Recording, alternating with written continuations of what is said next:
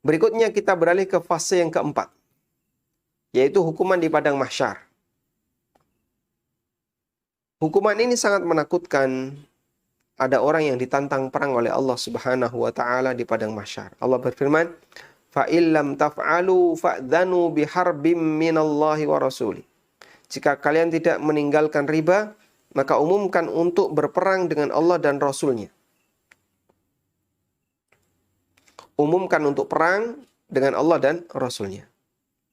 Ibnu Abbas radhiyallahu anhuma mengatakan, yuqalu yaumal qiyamati li'akili riba khudh silahaka lil harbi. Kelak di hari kiamat, orang yang makan riba akan dikatakan kepadanya, khudh silahaka lil harbi, ambil senjatamu untuk perang. Subhanallah.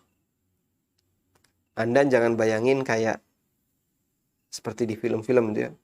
Ada pasukan besar melawan dewa. Bukan kayak gitu. Terus yang benar gimana, Pak? Pertanyaannya begini. Apa yang paling dibutuhkan manusia di padang mahsyar? Butuh ini, butuh ini, butuh ini. Yang paling dibutuhkan oleh manusia ketika di padang mahsyar adalah kasih sayang Allah Subhanahu wa taala. Rahmatnya Allah Subhanahu wa taala. Karena itulah Anda bisa bayangkan ketika ada orang yang ditantang perang oleh Allah. Berapa persen kira-kira orang ini akan mendapatkan ampunan? Padahal dia adalah orang yang sedang ditantang perang oleh Allah Subhanahu wa taala. Baik, itu yang layak untuk kita bayangkan.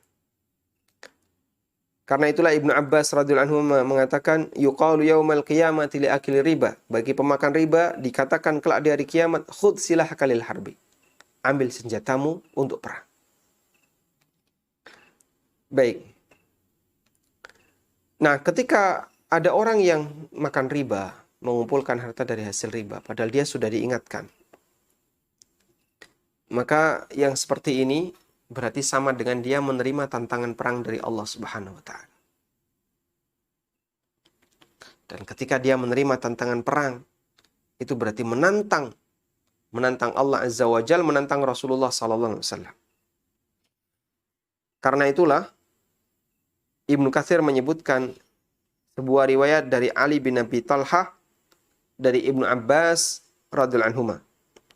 "Faman kana muqiman 'ala riba la yanza'u anhu fahaqqun 'ala imamil muslimina ayyastatibahu fa in naza'a wa illa duriba unuquh."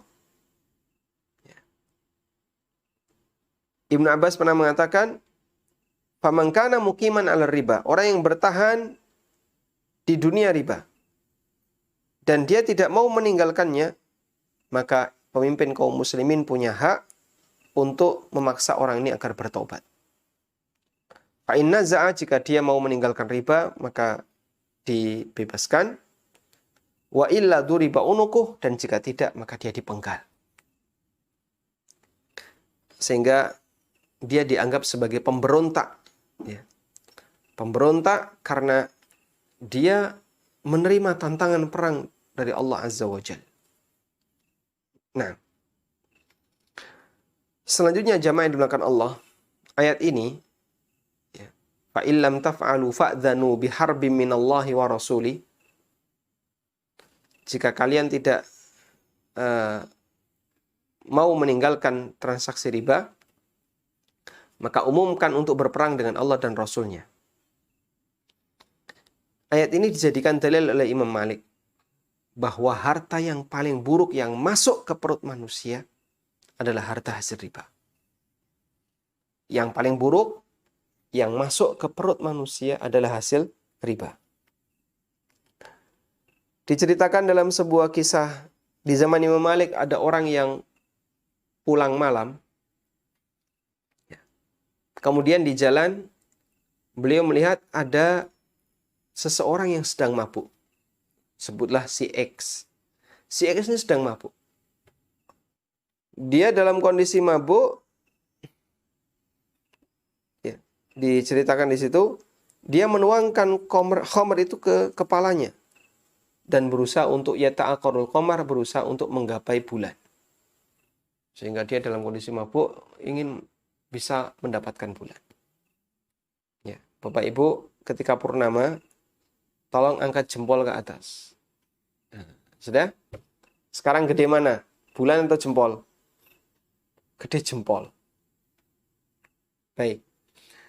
Sehingga dia ketika melihat bulan, yata'aqarul qamar, berusaha untuk menggapai bulan.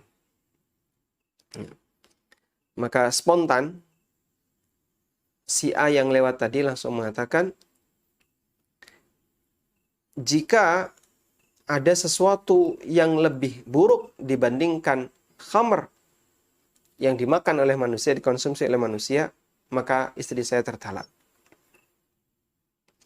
Imra'ati talikun in kana yadkhulu jawfa ibni Adam asyaddu minal khamr. Orang ini mengatakan, istriku tertalak jika ada benda yang masuk ke perut manusia yang lebih jelek dibandingkan khamr. Jadi dia sumpah tapi sumpah gantung. Kemudian selesai mengucapkan ini, dia pun konsultasi kepada Imam Malik. Karena dia bingung apakah istrinya jadi cerai ataukah tidak. Apa jawab Imam Malik? Irji hatta andura ila mas'alatikum. Silahkan pulang, saya pelajari dulu kasus yang kamu alami. Ya. Sehingga ini menunjukkan bahwasanya bagi Imam Malik ini masalah besar, masalah yang baru. Ya.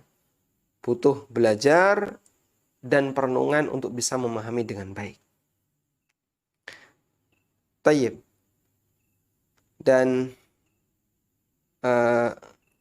di kesempatan yang lain, setelah ditanya kepada Imam Malik, kemudian orang itu datang, lalu ketemu Imam Malik, lalu Imam Malik mengatakan, imra'atuka talikun, istrimu tertalak. Inni tasaffahtu kitaballahi wa sunnata rasulihi sallallahu alaihi wasallam falam ara syai'an ashadda minar riba li'anna allaha adhina fihi bil harbi. Ya. Istrimu tertalak dalam arti sumpah musah. Saya membuka-buka Al-Quran, kata Imam Malik, tasaffahtu kitaballah. Saya membuka-buka Al-Quran dan sunnah Rasulullah Sallallahu Alaihi Wasallam, dan aku tidak menjumpai ada barang haram yang lebih buruk daripada riba. Karena Allah Subhanahu Wa Taala menantang perang, mengumumkan perang bagi orang yang tidak mau meninggalkan riba. Padahal ini tidak ada dalam harta haram yang lain. Orang makan daging babi nggak sampai ditantang perang. Demikian pula ketika manusia melakukan pelanggaran, misalnya makan darah atau makan makanan-makanan haram yang lain, nggak sampai ada tantangan perang. Tapi begitu riba, siapa yang memakannya ditantang perang oleh Allah Subhanahu Wa Taala kelak di yaumil akhir.